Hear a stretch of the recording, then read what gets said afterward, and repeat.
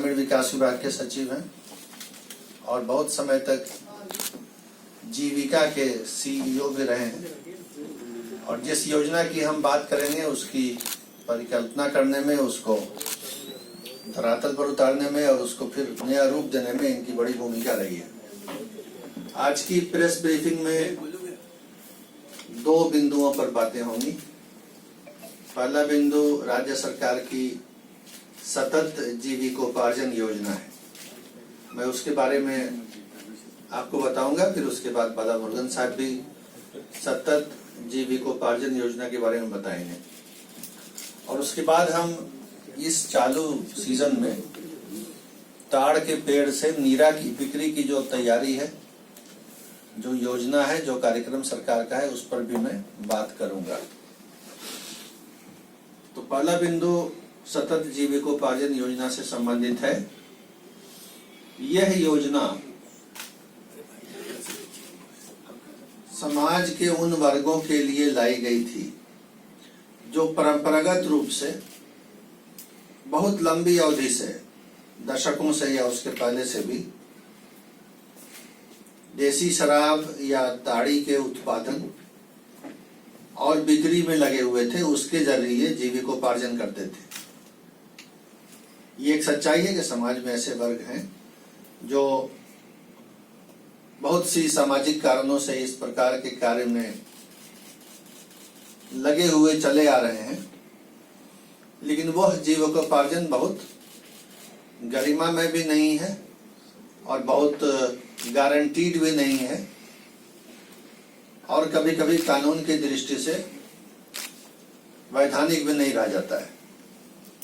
खासतौर से जब शराबबंदी लागू की गई तो उसके बाद ये प्रश्न उठ गया कि इन लोगों के कामों पर तो कानून में मनाही है और उनकी सामाजिक आर्थिक स्थिति भी अच्छी नहीं, शैक्षणिक भी अच्छी नहीं। तो उसके लिए सरकार ने ऐसे लोगों को दूसरा रोजगार उपलब्ध कराने के लिए सतत जीविकोपार्जन योजना लाई, जिसमें उस परंपरागत शराब या ताड़ी या उससे जुड़े हुए मादक पदार्थों के धंधे को छोड़ करके दूसरे अच्छे व्यापार के लिए, बिजनेस के लिए सरकार 1 लाख रुपया तक प्रति परिवार देती थी और बहुत से परिवारों ने उसका फायदा भी उठाया।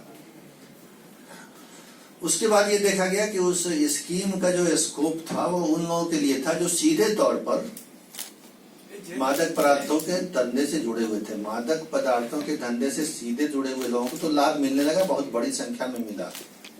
बालामुरुगन साहब बताएंगे इसके बारे में। लेकिन ऐसे भी लोग थे जो सीधे नहीं जुड़े हुए हैं, लेकिन कहीं ना कहीं उनका उससे इनडायरेक्टली, परोक्ष रूप से जुड़ाव है, या उससे प्रभावित हैं या उसके दायरे में आ रहे हैं। तो उनके लिए भी इस योजना में प्रावधान करने के लिए सरकार ने एक बड़ा निर्णय लिया है, जिसकी प्रेस ब्रीफिंग कल मंगलवार को जो कैबिनेट मीटिंग हुई थी उसके बाद आपको बताया गया था उसके बारे में भी, जिसमें अब जो लोग इनडायरेक्टली भी जुड़े हुए हैं किसी तरह से, उनको भी ये लाभ मिलेगा। तो ये सतत जीविकोपार्जन योजना क्या है, ये और डिटेल में बताने के लिए, और उससे अब तक कितने लोगों को यानी परिवारों को लाभान्वित किया गया है, क्या रिजल्ट्स हैं, और जो नया संशोधन है इसके स्कोप में वो क्या है, ये सब बताने के लिए मैं अब अपने सहयोगी श्री बालामुरुगन से अनुरोध करता हूँ।